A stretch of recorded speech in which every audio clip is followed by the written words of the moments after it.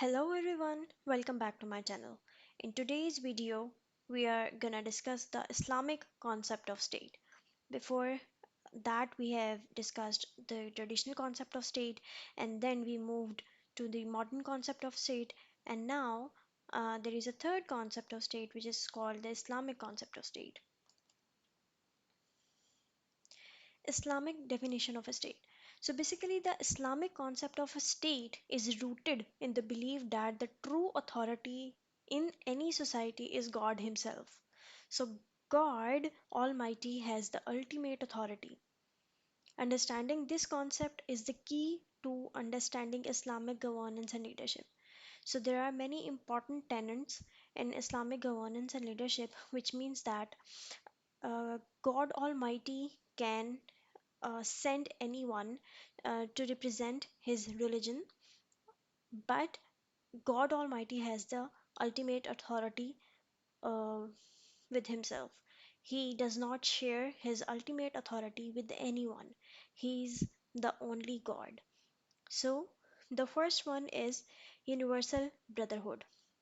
So, in an Islamic state, the first tenet of Islamic governance and leadership is Universal Brotherhood, where an Islamic state is one where the people live in harmony and brotherhood regardless of their race, ethnicity, or religion. What does it mean? It means that um, by religion, all are Muslims, or by nationality, they can be Saudis, they can be Arabs, they can be Pakistani, Irani, or any other Muslim country. But although they share different territorial state, but for religion, from religion, they are they share the spirit of brotherhood. Second one is rights and responsibilities.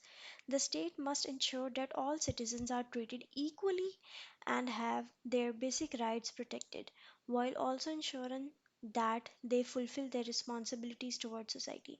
So there is not concept of poor and rich as Islamic governance and leadership.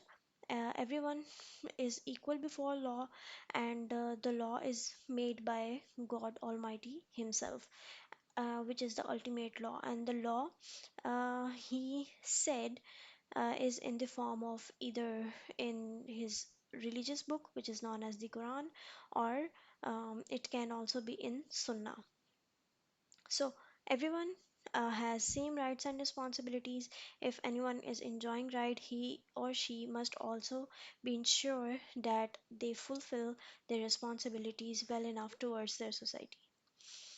Justice and equality. An Islamic state must be governed by the principles of justice and equality in its all affair, both social and economic. So basically, the Islamic concept of state is a very, social and economic concept of state, because um, there is no religion in the world which provides a comprehensive political system. But here Islam provides a very social and economic, political, or social system for a society where there is no rich or no poor. Everyone has their rights and responsibility. Everyone is equal before law, and Islamic State must be governed by the basic principle or by the all principles of justice and equality. Welfare and prosperity. The state must ensure, basically, the Islamic State must ensure the welfare and prosperity of its citizens through policies that promote economic stability, social welfare, and the general well being of society. So, the ruler, the appointed ruler, or the ruler should behave in a way that it should, or he or she should promote welfare in the society. He should promote prosperity in the society. He should promote or ensure justice and equality in his society or country. Fundamental characteristics of an Islamic state. There is religious identity, which I initially explained, that Muslims all around the world share religious identity. It doesn't mean that they have different nationalities, they have different even color, race, ethnicity, or whatever, but because they share same religious identity, which means that Islam is at the heart of the identity of an Islamic state, and the principles of Islamic law are the foundation of its legal system. And this legal system promotes economic stability, which means that an Islamic state must have a stable and sustainable economy that provides its citizens with basic necessities while also promoting growth and innovation.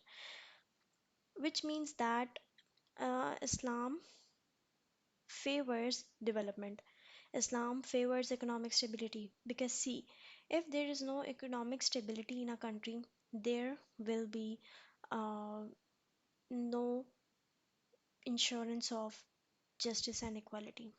There will be no insurance of stability, because you can see an increase in percentage of street crimes because people are not getting food on their table, and they then found other ways, other illegal ways to bring food for their children, for their family, for their spouses. So economic stability is one of the very much important tenets or fundamental characteristic of an Islamic society. Social cohesion. The family and community are building blocks of every Islamic society, and an Islamic state must provide and prioritize the well being and development of its citizens at all levels, which means that the family bond should be well connected enough that the parents look after their children, and when the parents get older, it is responsibility of their children to protect or to look forward their parents as well. So the family system, the family bounding, the family community is a building block of every Islamic society.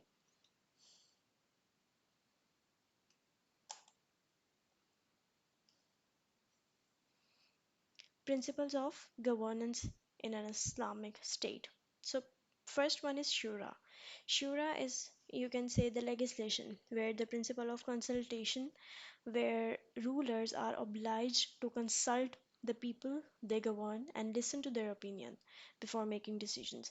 So it is another name of, you can say, legislation, or you can say decision making, where um, experts, they sit together, they share their opinions, and then they consult to the people they govern and also listen to their opinion before making decisions. So it is very much important to consult the people as well, which means that Islam is promoting the principles of democracy. See, in democracy, uh, the opinions of the people are important. People can give their opinions, people can have their political rights as well. So Islam is promoting the democratic society, and the name of this democratic society is shura. Then there is accountability. When the public appoints a ruler over themselves, then rulers are accountable to God and the people and must be held responsible for their actions and decisions. So every penny spent by themselves, they are accountable to God as well as the people. So it is not that a ruler has income beyond means and no one can question him. No, people as well as God, all both can uh, question the ruler. So then next is fairness. Rulers must be fair and impartial enough in their judgments, treating all citizens equally regardless of their status and standing in society. So it is not the thing that a ruler is very much in a favorable position of any other people, that for just for the sake of vote he is preferring the wrong doing of a people over the other. So just to come again over the seat. So this is the thing. Regardless of his personal desires, everyone, every ruler should be responsible enough to maintain the judicial proceedings. Beneficence. Rulers must act in the best interest of the people they govern, seeking to promote their welfare and the well being at every opportunity, which means that Islam's promote welfare society, which works for the welfare of its people.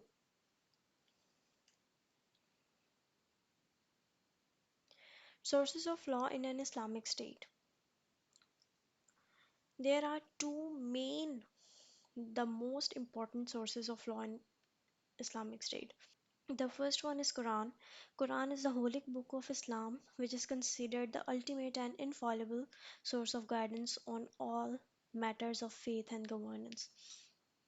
And the Sunnah. Sunnah, the teachings and practices of Prophet Muhammad, are considered as an important secondary source of guidance on matters of governance. So, if anyone is not finding, guidance from the Quran, they can consult the Sunnah.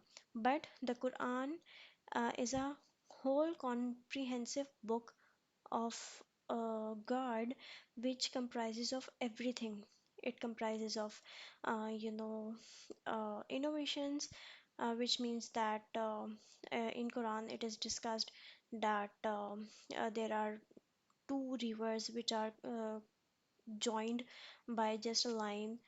So it is many things described in the Quran, and Quran discuss a lot of family as well as social and political life as well. So the Sunnah, which are the practices and teachings of the last prophet sent by the God. So the next, the third one, the third sources of law can be the consensus, which are the agreements and consensus among Islamic scholars on agreement or matters of governance, providing a third source of Islamic guidance. And the fourth one is the agreement of the Islamic community on a particular matter, provides an additional source of guidance. Role of a leader in an Islamic state. The leader must be a servant leadership.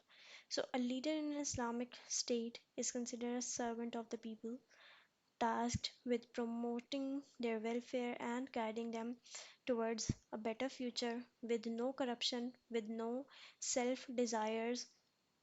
He should,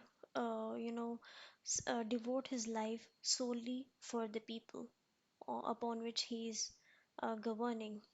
Second, educator and role model. A leader must also serve as an educator and role model, demonstrating strong and moral and ethnic principles and setting an example for all citizens to follow.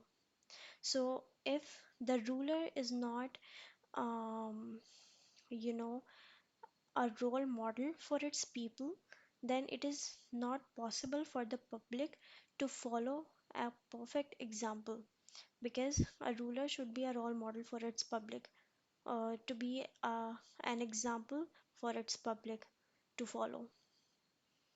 And if a ruler is wanting to just remove the bad doings in the society, he should remove the bad doings from its surrounding first.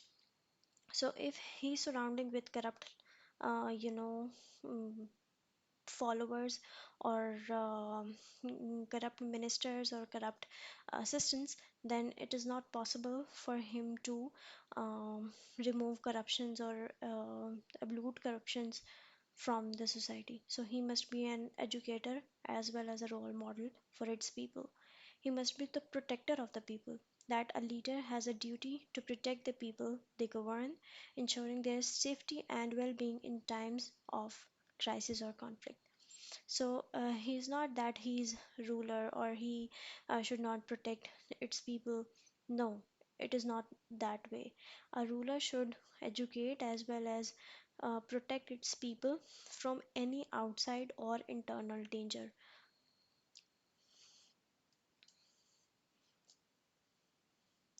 Islamic perspective on democracy and human rights in a state. Democracy. Islam believes, as I said above, in an underlying principles of democracy while also maintaining that true democracy must always be guided by the principles of justice, equality, and accountability. So Islam is promoting the these principles of justice, equality, and accountability. Islam is giving importance of the opinions of the public. So before making any law or before any decision, it is advisable for the rulers to consult their public before making any decision. So this is the one of the main important tenets of democracy. Then human rights. Islam recognizes the inherent dignity and worth of every human being and seeks to protect the basic rights and freedom of all citizens, including their right to life, liberty, and the pursuit of happiness. So, individual is very much important in Islam. It is so much important that in Islam you cannot force anyone to convert into your religion. It's their personal choice to convert or to not.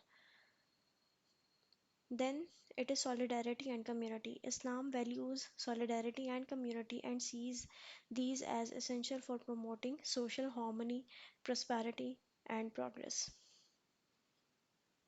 Impact of Islamic cooperation of state on contemporary political discourse. So, the Islamic concept of state has sparked a vigorous and ongoing debate about the nature of political governance and leadership in modern world. So, Islamic principles and values have also inspired some innovative approaches to governance and administration, particularly with regard to promoting economic and social development. And at the same time, the Islamic concept of state has also been subject of an intense controversy, particularly in religions experiencing politically instability, social conflict, and terrorist violence. So, it is not about Islam, it is about the person who is doing these violence. So, it is not a mistake in the religion, it is in the mistake of uh, the person who is doing such things. That's for Islamic concept of state for today. Thanks for watching. See you tomorrow.